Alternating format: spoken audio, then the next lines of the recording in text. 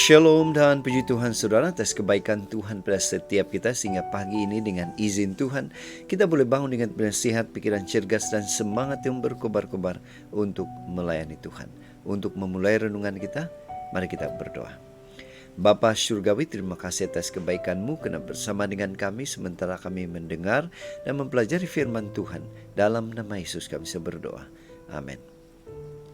Saudara dan saudari yang dikasihi dalam Kristus, tajuk renungan kita pagi ini ialah tidak dapat dirampas. Apa yang tidak dapat dirampas dari orang yang setia kepada Tuhan? Firman Tuhan dalam Ayub 1 ayat 20 mengatakan, "Maka berdirilah Ayub, lalu mengoyakkan jubahnya dan mencukur kepalanya, kemudian sujudlah ia dan menyembah." Nah saudara, bacaan kita hari ini kita boleh baca semuanya di dalam buku Ayub 1 ayat 13 hingga 22. Ini merupakan kisah Ayub, khususnya tentang anak-anaknya dan kekayaannya dimusnahkan. Mengerikan saudara kisah ini. Sebuah ilustrasi. Dalam sebuah film The Prince of Egypt, Musa datang kepada Firaun, menuntutnya melepaskan bangsa Israel dari perhambaan. Firaun menolak, malah semakin keras menindas mereka. Dan dalam film ini, Harun digambarkan merasa gentar dan meminta Musa menghentikan misinya. Musa menjawab, "Memang benar, Firaun memiliki kekuasaan. Dia boleh mengambil makananmu, rumahmu, kemerdekaanmu, bahkan nyawamu. Namun ada satu hal yang tidak dapat diambilnya darimu. Imanmu itu tidak dapat diambil oleh Firaun. Percayalah, karena kita akan menyaksikan keajaiban Tuhan." Saudara, nampaknya ada hal-hal yang tidak dapat diambil dari diri seseorang. Kebenaran ini terlihat juga dalam kisah pencobaan Ayub. Kita kembali dalam pembacaan kita. Dia ditimpa penderitaan yang bukan kepalang mengerikan. Malapetaka tidak putus-putus mendatanginya. Ternakannya dan para penjaganya sebahagian dirampas oleh orang Sheba. Sebahagian disambar api dari langit.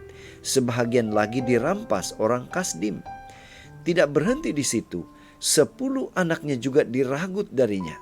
Mereka mati sekaligus ditimpa rumah. Namun ada yang tidak dapat dirampas dan tidak dapat diambil dari diri Ayub. Apa itu? Imannya. Di tengah penderitaan, di tengah penderaan, Ayub memilih untuk sujud dan menyembah Tuhan. Saudara, kita tidak mungkin setabah Musa dan Ayub jika menghadapi ancaman atau kemalangan yang tidak putus-putus. Boleh jadi kita gagal mempertahankan iman kita dan meragukan kebaikan Tuhan. Namun, kita boleh bersyukur karena di dalam Yesus Kristus kita memiliki imam besar yang turut merasakan kelemahan-kelemahan kita dan menyediakan pertolongan pada waktunya. Ibrani 4 ayat 15 hingga 16. Mari kita terus berharap mengandalkan Tuhan kita selalu.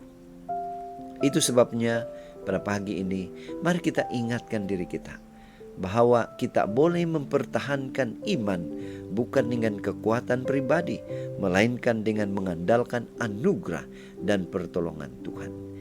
Inilah doa dan harapan kita. Mari kita bersyukur, kita berterima kasih kepada Tuhan karena Dia memberikan kita kekuatan, kemampuan untuk boleh mempertahankan iman yang Tuhan sudah karuniakan kepada kita. Mari saudara, kita tetap setia, tetap semangat, tetap positif, tetap sehat bersama dengan Tuhan sampai Maranatha. Tuhan memberkati kita. Mari kita berdoa. Bapa Surgawi, terima kasih Engkau begitu baik memberikan kami iman. Dan terima kasih karena menolong kami mempertahankan iman yang Tuhan sudah karuniakan kepada kami. Dalam nama Yesus kami berdoa. Amin.